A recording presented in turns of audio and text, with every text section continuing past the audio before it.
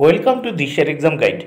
প্রিয় সপ্তম শ্রেণীর পরীক্ষার্থী বন্ধুরা, তোমাদের জন্য এই ভিডিওটিতে আমি আলোচনা করতে চলেছি সপ্তম শ্রেণী অর্থাৎ ক্লাস 7 এর প্রথম পর্যায়ক্রমিক মূল্যায়নপত্র 2025 অর্থাৎ 2025 সালের প্রথম ইউনিট টেস্টের ভূগোল বিষয়ের প্রশ্নপত্র অর্থাৎ সপ্তম শ্রেণীর ভূগোল বিষয়ের প্রশ্নপত্র উত্তর সহ এই ভিডিওটিতে আলোচনা করতে চলেছি।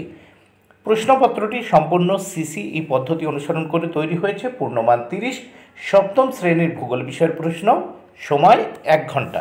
সম্পূর্ণ নতুন পদ্ধতি অর্থাৎ হলিস্টিক পদ্ধতি অনুসরণ করে প্রশ্নপত্রটি তোমাদের জন্য তৈরি হয়েছে, তাই অবশ্যই দেখে নিতেই হবে। প্রথমে 1 দাগে সঠিক উত্তরটি নির্বাচন করো। এর জন্য রয়েছে 5 মার্ক। 5টি প্রশ্নের উত্তর করতে হবে 5 মার্ক। প্রত্যেকটি প্রশ্নের জন্য 1 মার্ক করে বরাদ্দ। 1 রোমান হরফের 1, পৃথিবীর আবর্তন গতি সবচেয়ে বেশি, উত্তর নিরক্ষীয় অঞ্চলে। 2 নম্বর প্রশ্ন, জলবিষুব সংঘটিত হয়, উত্তর 23শে সেপ্টেম্বর তারিখে। 3 নম্বর প্রশ্ন, আন্তর্জাতিক তারিখ রেখার দুপাশে সময়ের পার্থক্য হয়, উত্তর 24 ঘন্টা। 4 নম্বর প্রশ্ন, জিওগ্রাফিক্যাল পজিশনিং সিস্টেম এর সাহায্যে নির্ণয় করা যায় না, উত্তর উষ্ণতা। 5 নম্বর প্রশ্ন, এশিয়ার অন্তর্গত 48টি দেশের মধ্যে যে দেশটি এশিয়ার অন্তর্ভুক্ত নয়, উত্তর অস্ট্রেলিয়া। 2 দাগে যে কোনো 5টি প্রশ্নের উত্তর দাও। এর জন্য রয়েছে 5 মার্ক। প্রত্যেকটি প্রশ্নের জন্য রয়েছে 1 মার্ক করে বরাদ্দ। এবার আমরা দেখে নেব 2 1 দাগের প্রশ্ন। সমুদ্রপৃষ্ঠে বায়ুর গড় চাপ কত, উত্তর 1013.25 মিলিবার। রোমান হরফের 2 নম্বর প্রশ্ন, পৃথিবীর অক্ষরেখার সংখ্যা কতগুলি, উত্তর 180টি। রোমান হরফের 3 নম্বর প্রশ্ন, আহ্নিক গতির প্রধান ফলাফলটি কি, উত্তর দিন ও রাতের সৃষ্টি। 4 নম্বর প্রশ্ন, জিপিএস কথাটির সম্পূর্ণ অর্থ কি, উত্তর গ্লোবাল পজিশনিং সিস্টেম। 5 নম্বর প্রশ্ন, চীনের ম্যানচেস্টার কাকে বলা হয়, উত্তর সাংহাইকে। 6 নম্বর প্রশ্ন, বিশ্বের বৃহত্তম সামুদ্রিক তৈল খনিটির নাম কি, উত্তর সাফানিয়া। এবার আমরা এই প্রশ্নপত্রটির পরের পৃষ্ঠা বা পরের পেজ দেখে নেব। পরের পৃষ্ঠায় আমরা দেখে নিচ্ছি 3 দাগে যে কোনো 2টি প্রশ্নের উত্তর দাও, 4 মার্ক। প্রত্যেকটি প্রশ্নের জন্য 2 মার্ক করে বরাদ্দ।